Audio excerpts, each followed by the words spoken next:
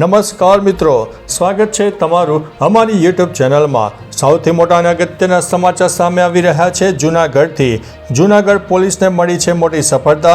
જુગાર રમતા 21 જુગારીયાને ઝડપી પાડવામાં આવ્યા છે। હવે વાત થશે અમદાવાદની।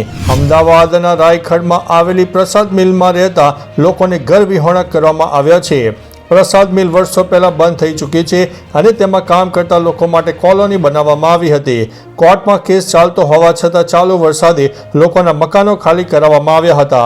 આ મકાનો ખાલી કરવામાં બાઉન્સરો અને પોલીસે લોકો ઉપર અત્યાચાર કર્યા હોવાનો સ્થાનિકોએ આરોપ લગાવ્યો છે।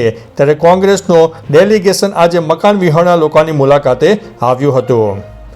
હવે વાત થશે તળાજાની। તળાજામાં ભાઈએ બહેન પર દુષ્કર્મ આચર્યું છે। ફરિયાદ બાદ આરોપીને જેલના હવાલે કરવામાં આવ્યો છે। સગા ભાઈએ પોતાની બહેનને હવસનો શિકાર બનાવી હોવાની ફરિયાદ તળાજા પોલીસ સ્ટેશનમાં નોંધવામાં આવી છે। મિત્રો, વાત કરીશું ગુજરાતનો અનોખો ગણેશ ઉત્સવ। ભાવનગરમાં જૂનવાણી વસ્તુઓ એકઠી કરીને ગણપતિનું સ્થાપન કરવામાં આવ્યું છે। 25 વર્ષથી શ્રીજીનું આગમન આ જગ્યાએ થાય છે। વાત કરીશું કાવેરી નદીની। કાવેરી નદીનો મહાદેવને જળાભિષેક। નવસારીનું તડકેશ્વર મહાદેવ મંદિર સિઝનમાં ત્રીજી વખત પાણીમાં ગરકાવ થયેલું જોવા મળ્યું છે। હવે વાત થશે ભરૂચ જિલ્લાની। ભરૂચ જિલ્લામાં સાર્વત્રિક વરસાદ જોવા મળ્યો છે। કીમ નદીમાં પૂરની પરિસ્થિતિ સર્જાતા વાહન વ્યવહારમાં તકલીફો પહોંચી રહી છે।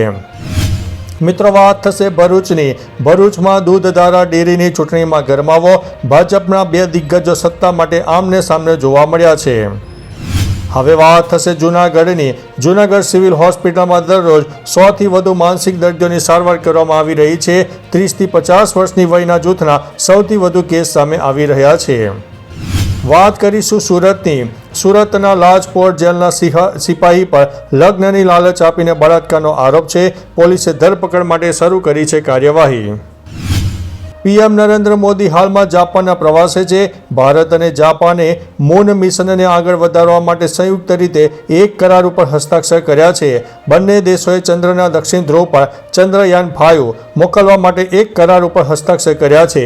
આ કરાર ઇસરો અને જાપાન એરોસ્પેસ એક્સપ્લોરેશન એજન્સી વચ્ચે કરવામાં આવ્યો છે। હવે વાત થશે ટ્રમ્પની। ટ્રમ્પને મોટો ઝટકો લાગ્યો છે। અમેરિકન કોર્ટે ટેરિફને ગેરકાયદેસર ગણાવ્યો છે।